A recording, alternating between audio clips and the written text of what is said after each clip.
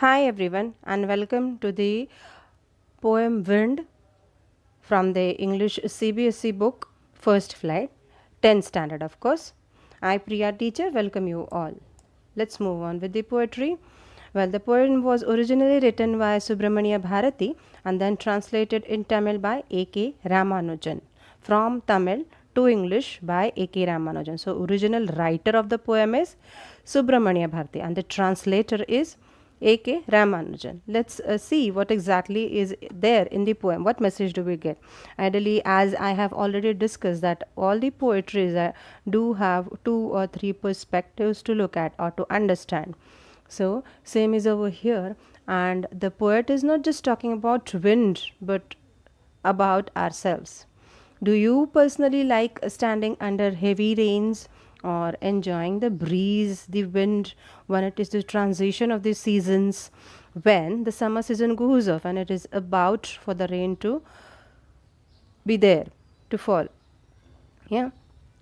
So let's see what do we have. We all know that wind is a natural phenomenon. Yeah.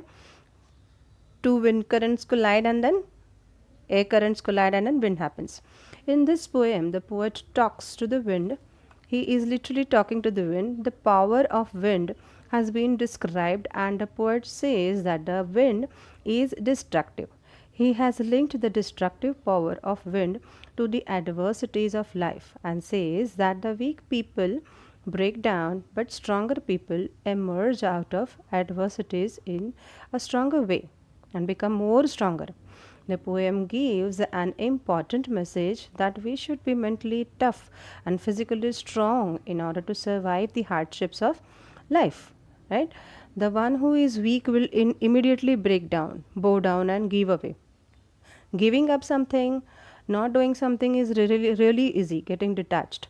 But continuing with the hardship, trying to work it out, working on a problem positively till you get it, not just keep on working, till you get it, correcting yourself every now and then, understanding new things from your errors or mistakes.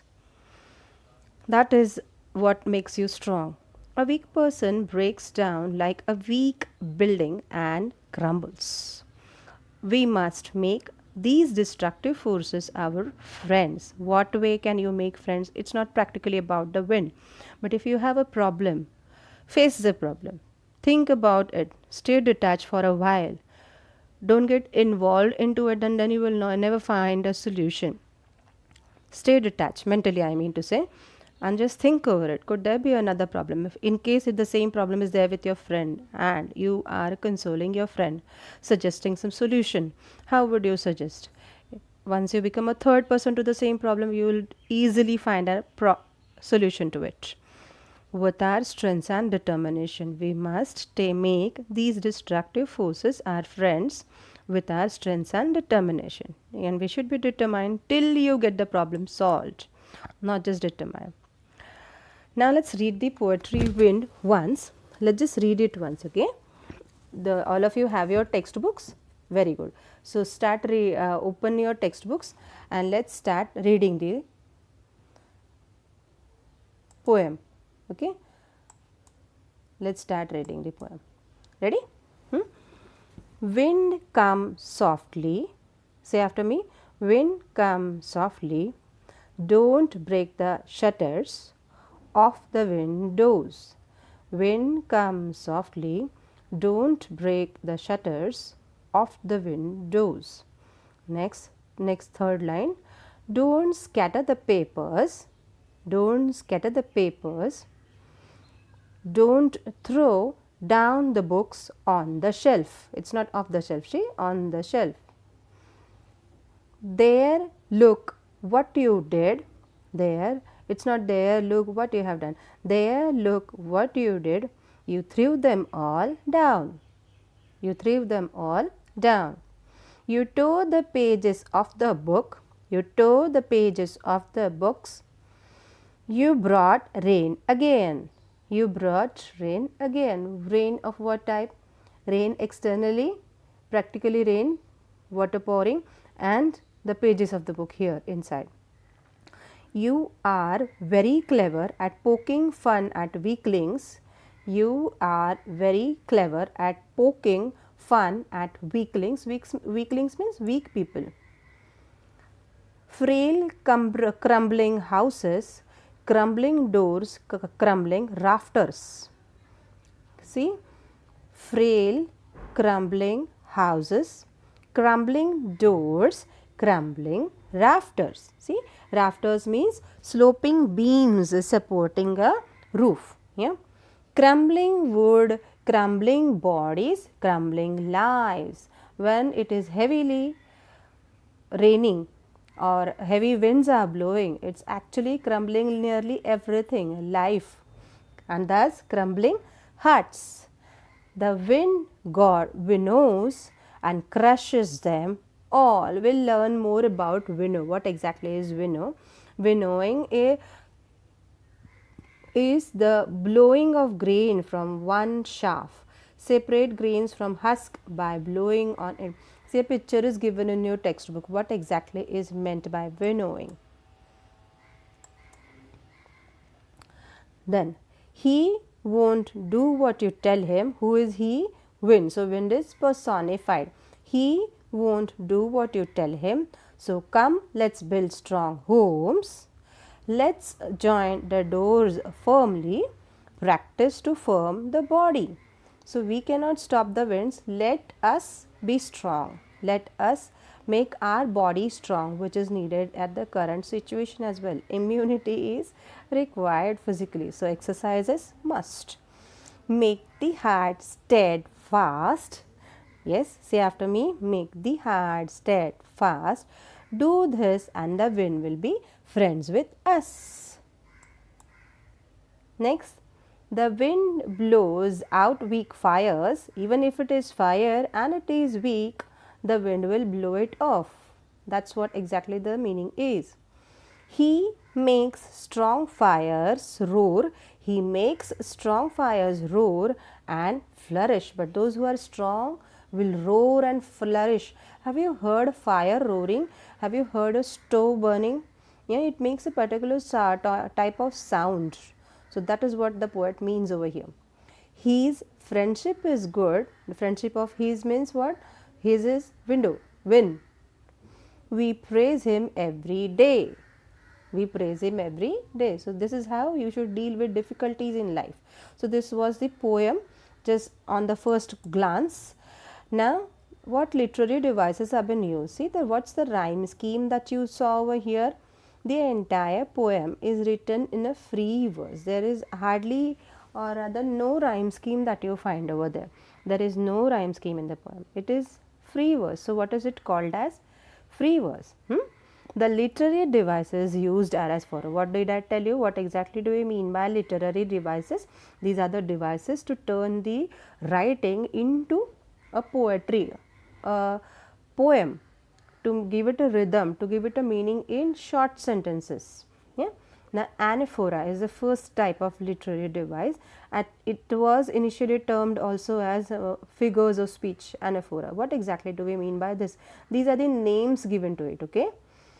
When a word is repeated at the start of two or more consecutive lines, it is the device of anaphora, very clearly mentioned over here. Then check the line number 2, 3 and 4. They both begin with don't. So, if all the three lines are beginning with the same word, not with the same sound or with the same alphabet, but with the same word completely, then we call it as anaphora. Well, you have I need to tell you that it's not necessary that you pen them out all in your question answers, but the thing is that you need to know all these things at this level when you are in 10th standard, because up to 7th and 8th you have learned all the basics about English language and all. So you need to upgrade your knowledge of English at least when it is time to answer a poetry question. Yeah, line number 6, 7 and 8 begin with you, or 6, 7 and 8. See, you tore the pages of the book. You brought the rain again. You're very clever at poking fun at weaklings. Yeah, see. So that is what is anaphora. Anaphora. Next is personification. Like I told you, wind, things and animals are termed as it, addressed as it. We never call it as he or she. But when the poet has got all the leisure, so writing leisures of course, so he is terming it as he and his. So that means he has personified wind, considering him as a human being, a person. Wind has been personified when the poet says you are, he is, you are. When he says you are or his, he is referring to wind as you. That means he is treating wind as a person. He is talking to wind. Then third one is literary device, repetition. The word itself explains the literary device, the figure of speech. Its crumbling is repeated many times to lay the emphasis, to make the levels up high. Every time crumbling is used, it's a level high. First time it has been used as crumbling woods, then crumbling bodies. No, it began with doors, crumbling houses, then crumbling doors, then crumbling rafters, crumbling wood. Check in your textbooks, everyone. Crumbling bodies, crumbling lives, and then finally crumbling, ultimately crumbling hearts. So the level rises, and to indicate that he is using the word again and again. Yeah, so that is what is repetition. So the difference between anaphora and repetition is, in anaphora the same word will be used consecutively in the lines of the poetry. In repetition, the same word will be repeated to give us emphasis or to increase the levels of the effect of the word in each and every repetition. That is what is repetition. Next, personification and repetition. Okay, done. Then you have got alliteration. The repetition of a consonant is close connection with winnows, won't and want. See, that is what is alliteration. Because there are consonants and assonance as well. So alliteration means what? It's about the repetition of just the consonants. In what way? Consonant will be repeated in what way? Consecutively into next words.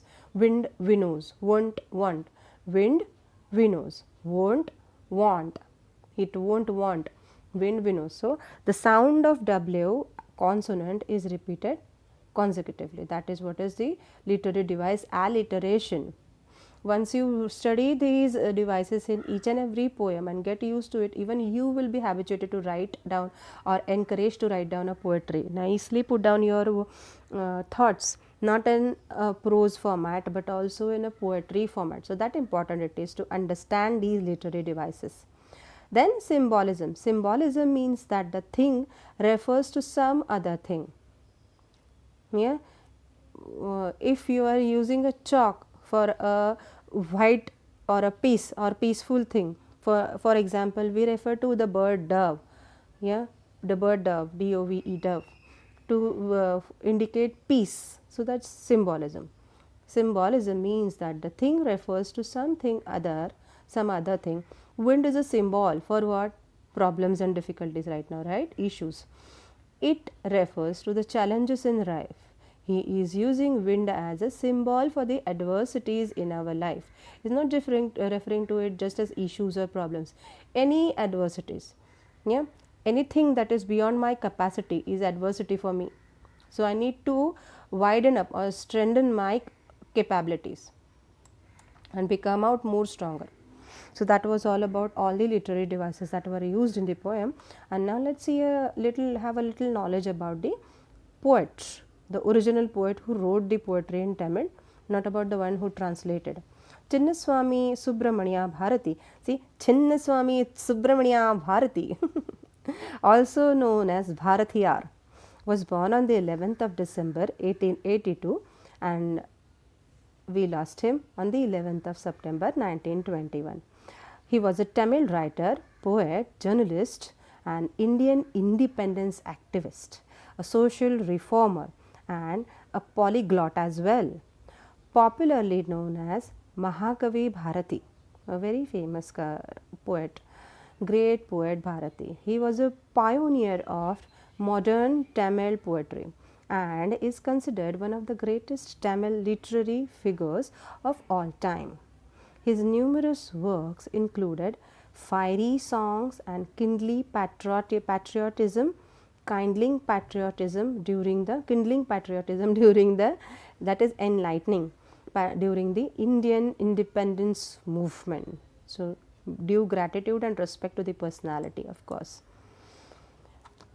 Now let's try to understand the poetry paragraph wise. Wind come softly, don't break the shutters of the window, don't scatter the papers, don't throw down the books on the shelf. Why should we read the poetry now and then, every now and then? Because when you answer these questions in your board exams or in any sort of exams, you should be rather able to recollect these lines, or even in your lifetime. Yeah, we had read this poetry in the 10th standard. Yes, we had this poetry. So that thorough you should be. It should not be just for the gain of marks, to gain some more marks, but to gain knowledge. Once you love learning, life is actually a happy journey then. There, look what you did. You threw them all down. You tore the pages off the books. You brought rain again. Now see, is there any rhyming scheme here? No, that's what is said. You brought rain again. You are very clever at poking fun at weaklings, weak people, weak things. Meaning of these lines: the poet is talking to the wind. He asks the wind to come softly. So he is saying that the wind should not be very strong or loud. It should be soft and subtle. Then he says that the wind is very powerful, it is destructive, it breaks the shutters of windows and scatters the papers. When the wind is very powerful, all the books which are kept on the shelf fall down. So here the poet is describing the power of the wind. Then he says to the wind to look at the destructions that it had done. Can it actually look at the destructions? So he is actually talking to us, talking to we all of us. Yeah, whenever there is a strong wind, all the things that are weak, like small plants, tiny children, etc. Tiny means less than 1 year and all. They all get scared and they can even fall and get hurt.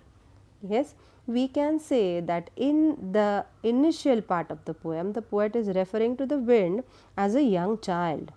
He is saying that it should come softly, just like a small child does.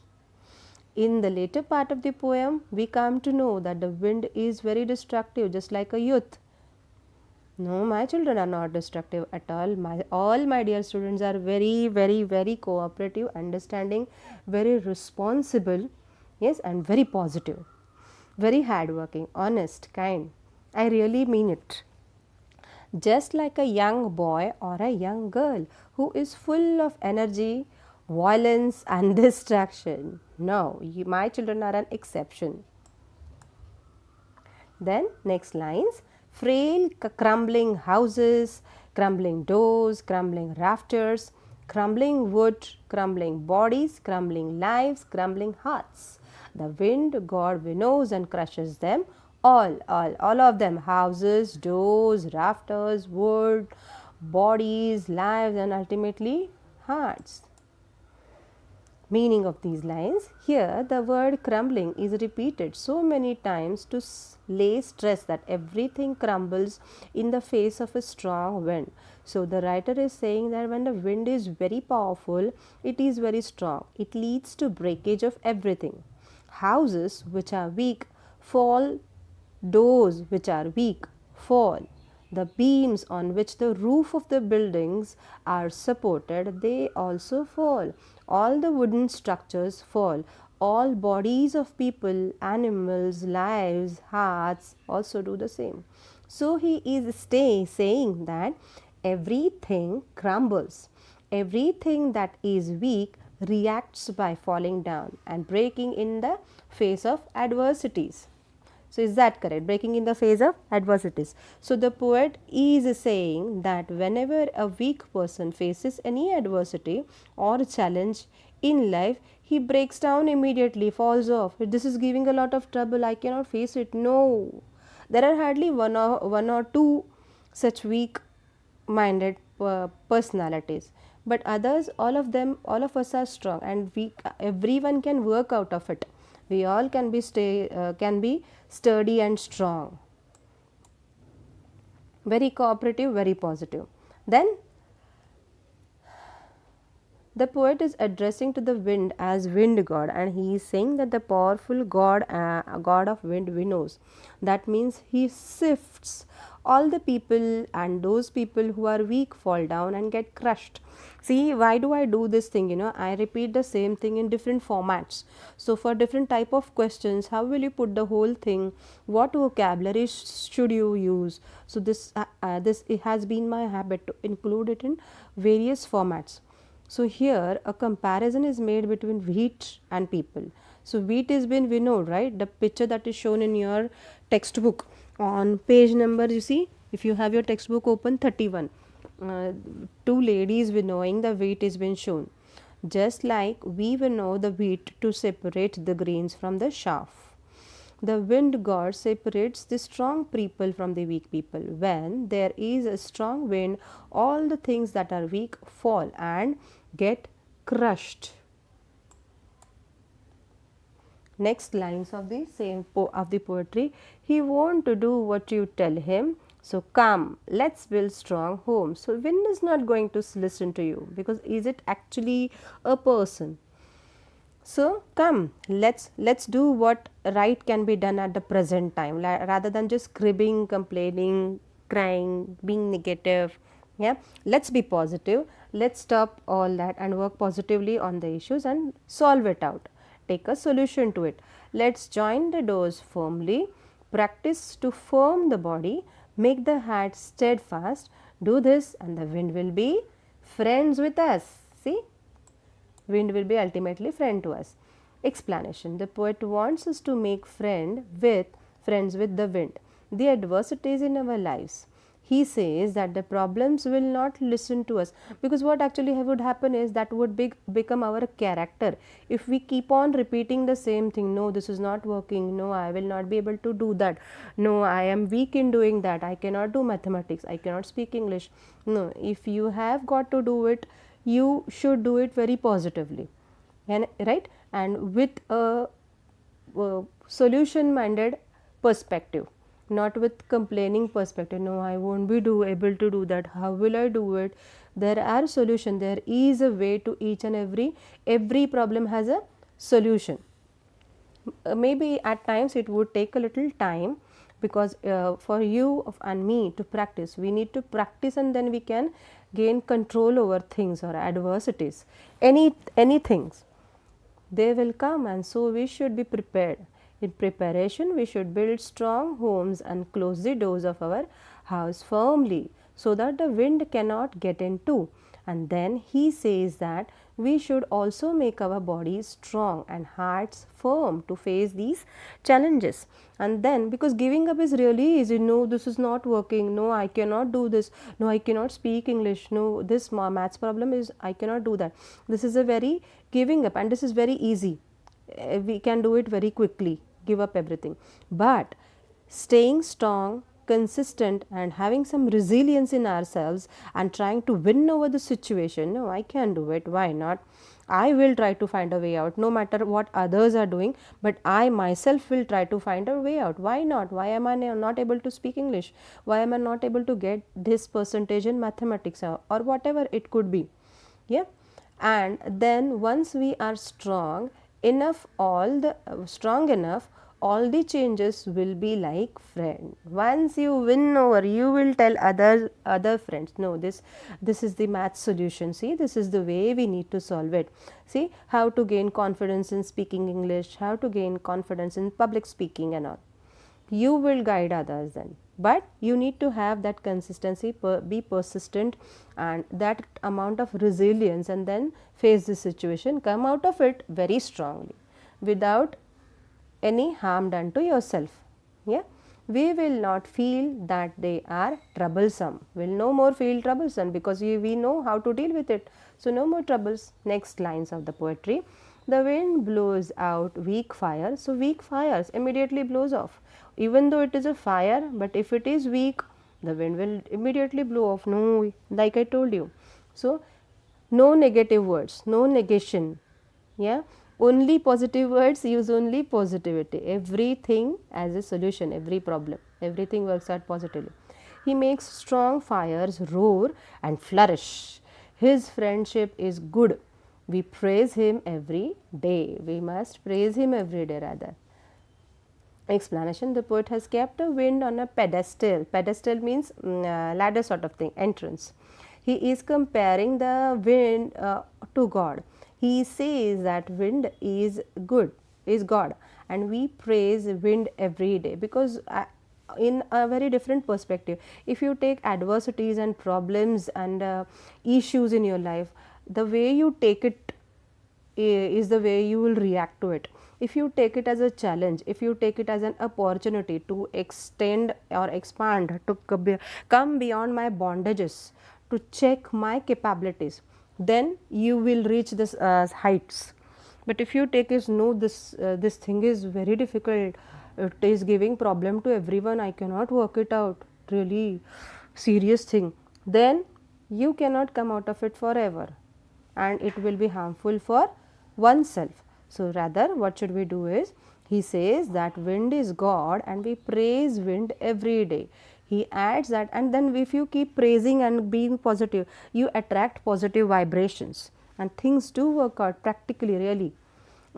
For example, if there is a doctor and he has got two patients, okay, just for instance, he's got two patients, he gives the both of them have got same illness, okay, same problem, and the doctor is giving the same medication, same age, same physical statistics, but the result that you get from both the patients is different. One of them will be like completely recovered within a few days, may it be a chronic disease or a very mild illness, but the other one, no, this doctor is not giving me right medicines, this medicine is not working, I will not be able, oh no, I am not feeling good, then will that patient be ever recover himself?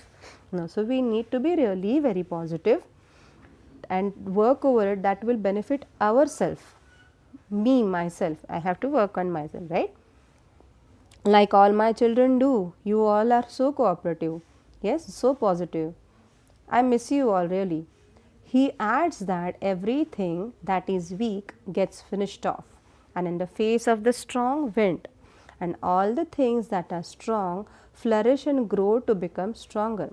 He is giving us a very important message that we should not feel bad that we are facing so many challenges and adversities in life. We should make ourselves physically and mentally strong to face these challenges, and once we are strong enough, we will overcome the challenges, we will become friends with them, and then we will be happy and that we had these challenges. So then we will be happy that, oh, these challenges were there, so I could learn something about it, otherwise I could have never forced myself to go into it and solve it out.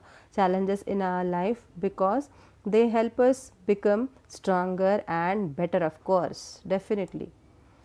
Now all the hard words from all the complete poetry, full poem. Poking fun means making fun of someone or something. Weaklings means a weak person rather.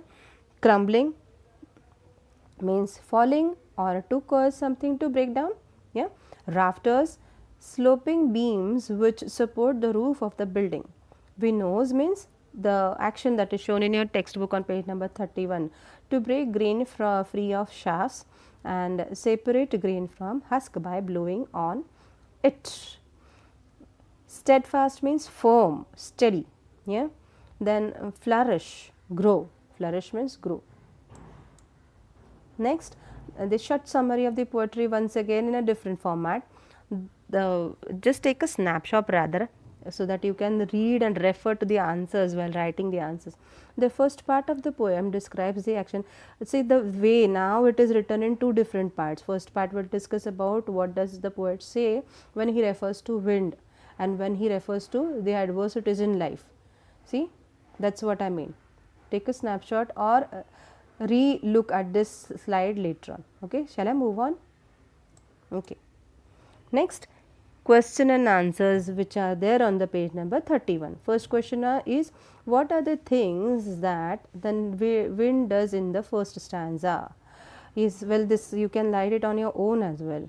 Yeah, you can understand the question properly. When the wind blows violently, it destroys everything. It breaks the shutters of windows, scatters the papers, throws the books down from the shelves, tears their pages, and brings along a lot of rain as well. So initially it is rain, wind, air, and then rain. The second question is actually to be discussed, and it is an open ended. Your opinion is asked. So second and sixth question we'll discuss in the last.